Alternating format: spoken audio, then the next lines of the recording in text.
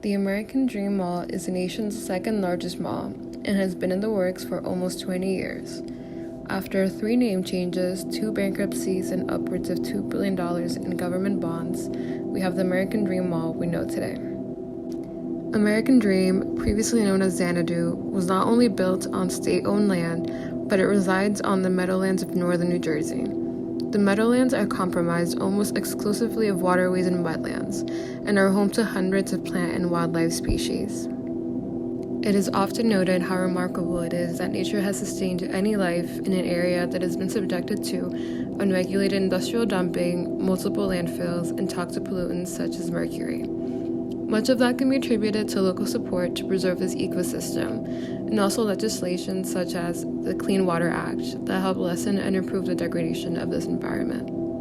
Most of the work to save the wetlands has been from local environmentalists and grassroots activists, who actively fought against the municipalities and political leaders to reclaim this once industrial swamp. Now the fruits of their labor will be enjoyed by tourists and suburbanites in the form of one of America's largest malls. The American Dream Mall is the $5 billion, 3 million square feet epitome of blind American consumerism. It was created around providing Instagrammable experiences and moments in which it features an indoor theme park, an indoor water park, an indoor ice rink, indoor skiing, a concert venue, an aquarium, secret gardens, and even a supermarket, in addition to 800 luxury shops. Despite the marketable nature of the amenities in stores, this mall has been and will continue to be a financial strain on the state of New Jersey. The mall has received tens of millions of tax dollars from Bergen County, upwards of $1 billion from the state in public pension bonds, $1 billion more from the state of Wisconsin in junk bonds, and $300 million in tax exemptions. This will keep being a loss for municipalities because until all of these bonds are paid off, local governments will not see a cent in tax revenue from 555, the developer of American Dream. This makes it one of the biggest examples of corporate welfare in New Jersey off the backs of taxpayers. The road to the construction of this mall does not just represent the lack of good local and state leadership, but it is an ironic sequence of events that show the active disdain of developers and politicians against urban cities and their environments.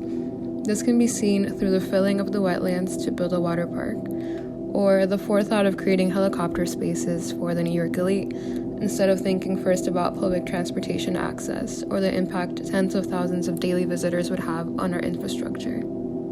This all begs the question, whose American dream is it?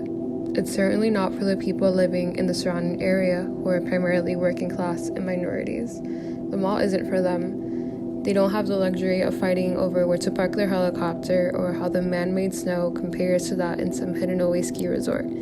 They will instead have to worry about the air pollution and future floods that will be created by this mall, or how they will be getting to work when the turnpike is backed up during rush hour.